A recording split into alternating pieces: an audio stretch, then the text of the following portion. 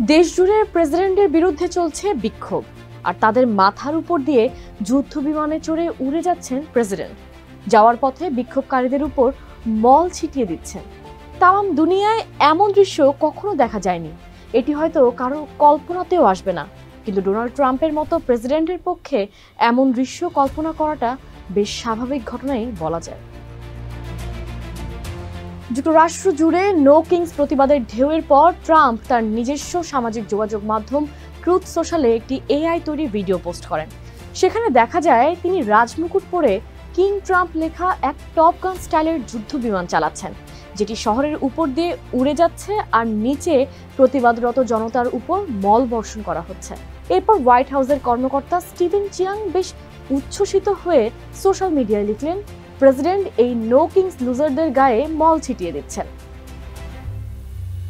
এ পর্যায়ে আর অবাক হওয়ার কিছু নেই যে ট্রাম্প তার দেশের অর্ধেক জনগণকে ঘৃণার চোখেই দেখেন। বিশেষ করে শহরে আমেরিকাকে তিনি যেন বিদ্রোহী উপনিবেশ হিসেবে গণ্য করেন। তার বিশ্বাস এদের বল প্রয়োগে দমন করতে হবে। তিনি একসময় সেনাবাহিনীকে বলেছিলেন শহরগুলোকে বিদেশি সামরিক প্রশিক্ষণের ময়দান হিসেবে ব্যবহার করা যেতে পারে। পরে তিনি আর লস অ্যাঞ্জেলেস সহ বহু শহরে সৈন্য ও ফেডারেল এজেন্ট পাঠিয়ে ভয়ও দেখিয়েছিলেন।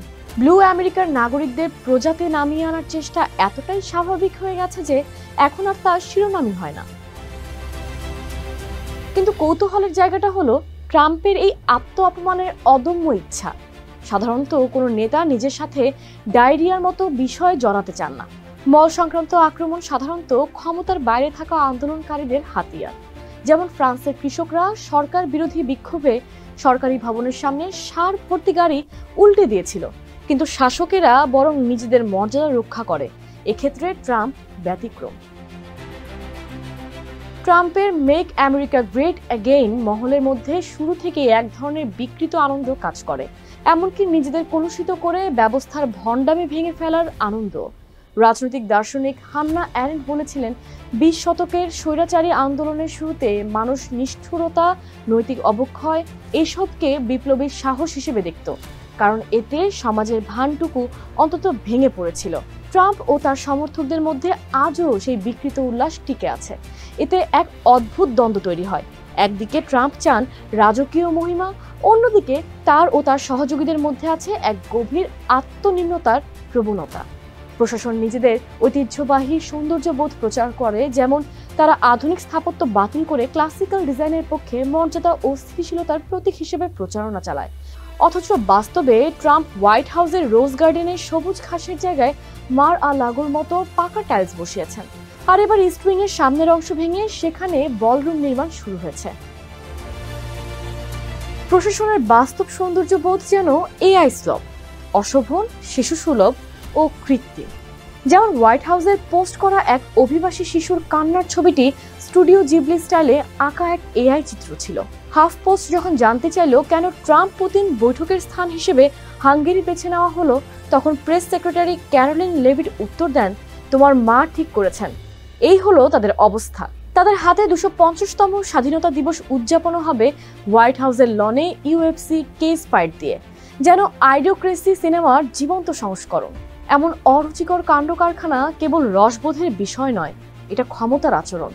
দ্বিতীয় দফায় ট্রাম্প প্রশাসনের সবচেয়ে রহস্যময় দিক হলো তারা এমন অনেক আমেরিকান শক্তির স্তম্ভ ধ্বংস করছে যেগুলো তাদের নীতির বিরোধীও নয়।